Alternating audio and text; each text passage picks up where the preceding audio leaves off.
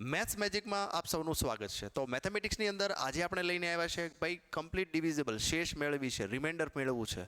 તો આપણી સમક્ષ આપણી પાસે એક એક્ઝામ્પલ છે 5^3 + 3^3 ના છેદમાં 8 જો આનું ભાગાકાર કરીએ તો આનું રિમાઇન્ડર અથવા તો શેષ મેળવવાની છે. બધા જાણો છો 25 / 5 કરીએ તો 5 5 25 થાય. અહીંયા જે મળે આને રિમાઇન્ડર કહેવાય અથવા તો શેષ કહેવાય. તો આ જ રીતે આ જે ક્વેશ્ચન જે છે એને સોલ્વ કરવો હોય તો આની શેષ કેવી રીતે મળે છે એ આપણે સમજવાનો પ્રયત્ન કરીએ. તો હું તમને આનું શોર્ટકટ સમજાવું છું, કાંઈ કરવાનું નથી. 5નો ક્યુબ, હા સર. 3નો ક્યુબ, શું નીચે લખેલો જે છે એ 5 ને 3 8 થાય છે જોવું જોઈએ, હા સર થાય છે.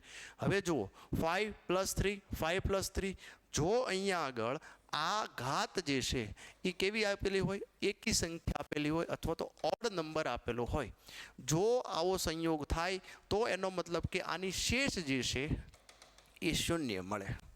ચલો બીજો એક્ઝામ્પલ લઈ લઈએ. બીજો એક્ઝામ્પલ જે છે 5³ - 3³ અહીંયા આગળ પ્લસ હતું, હવે આ માઇનસ છે, હવે આ માઇનસ છે. તો આમાં જોઈએ, આની પણ શોર્ટકટ સમજાવું.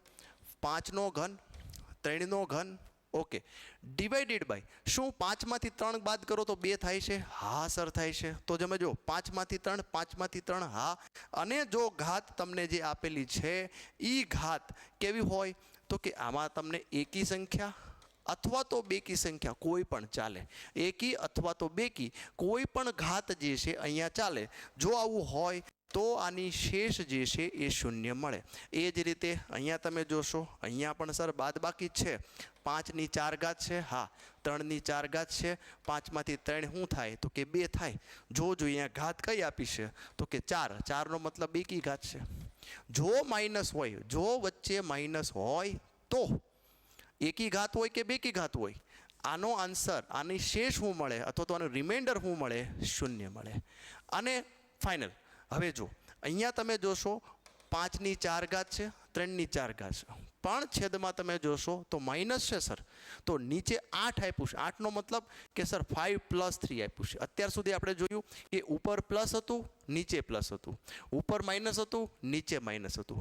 આવા કિસ્સામાં ઉપર માઇનસ છે પણ નીચે પ્લસ છે તો ફરજિયાત ઘાત જે છે એ બેકી સંખ્યા હોય, ઇવન નંબર હોય તો અને માત્ર તો આની શેષ જે છે એ શૂન્ય થાય, આનું રિમાઇન્ડર જે છે શૂન્ય